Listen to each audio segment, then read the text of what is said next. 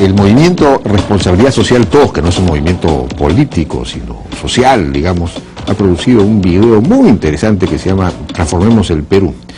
Veámoslo.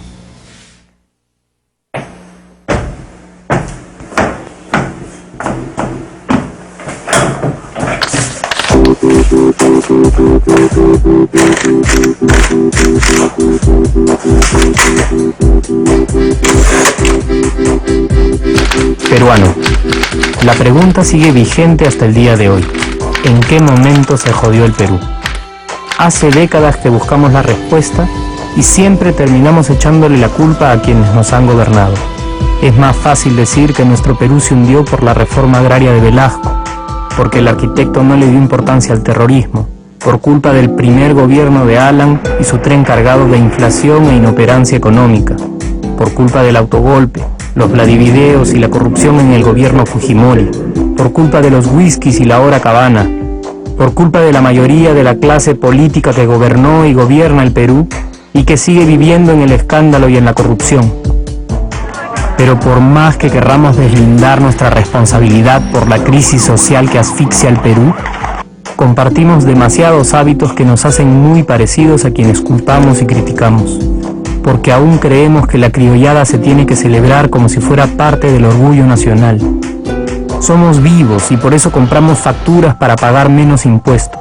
Ganamos los trabajos no por nuestro esfuerzo o talento, sino gracias a una pequeña coimisión.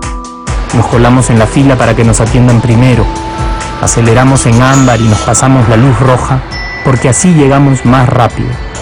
Somos tan vivos que si no encontramos estacionamiento, nos ponemos en el espacio azul reservado para las personas con discapacidad. Robamos la señal de cable, robamos electricidad y no nos consideramos ladrones. Reclamamos que haya justicia y se acabe la corrupción, pero le pagamos 5 soles a un policía para que no nos ponga papeleta o al juez para que abogue por nuestra causa. Jamás le damos el pase a un transeúnte en el cruce peatonal porque en el Perú, si no eres vivo, no eres nadie. Pero si somos tan vivos, ¿por qué le tocamos bocina al semáforo en rojo, como si este fuera a escuchar nuestra ansiedad? ¿Por qué tiramos la basura en la calle, como si la ciudad perteneciera a cualquiera menos a nosotros? ¿Por qué nos quedamos callados y no protestamos cuando el chofer de la combi no deja de cometer imprudencias? ¿Por qué estamos tan interesados en saber qué vedette trampea con qué jugador, en vez de conocer algo sobre nuestra historia, nuestra economía, nuestra literatura, o al menos saber cuáles son nuestros derechos más elementales? ¿Por qué sentimos que se nos hace un favor cuando un empleado del Estado nos atiende? ¿Por qué dejamos que un panetón sea el mejor argumento de un político para llevarse nuestro voto?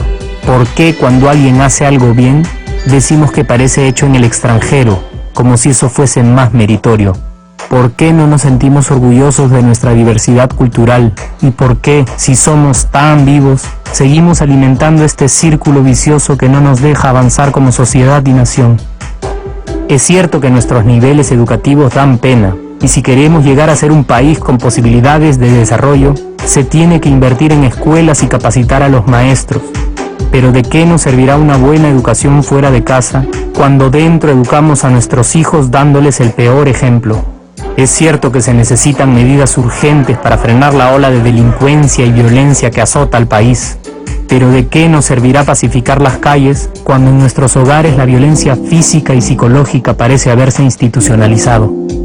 Es cierto que se necesita una verdadera reforma judicial para que en el Perú se pueda hablar de justicia, pero ¿de qué servirá lograrlo cuando la mayoría de nosotros sigue avalando la ley del más fuerte, del más rico, del más vivo?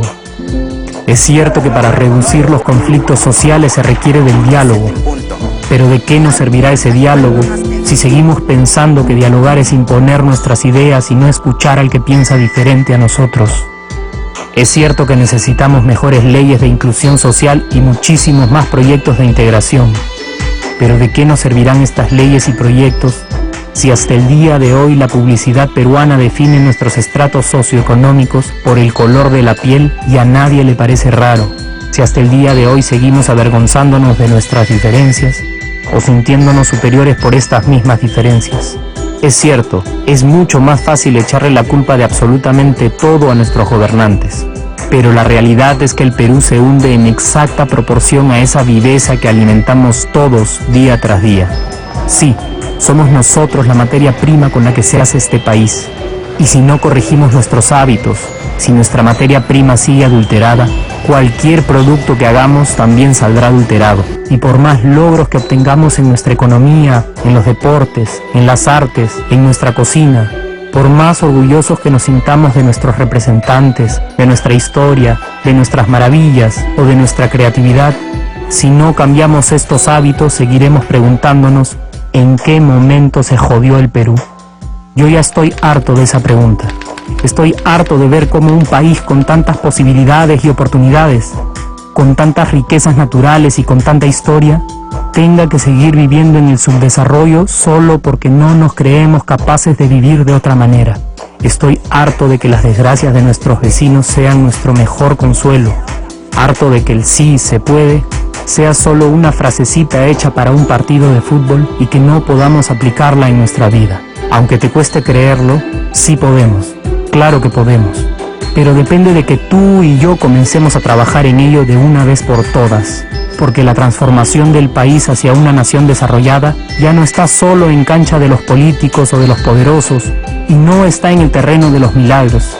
La transformación del Perú está en la capacidad que tengamos de hacernos responsables de nuestros actos y de rebelarnos contra nuestra viveza.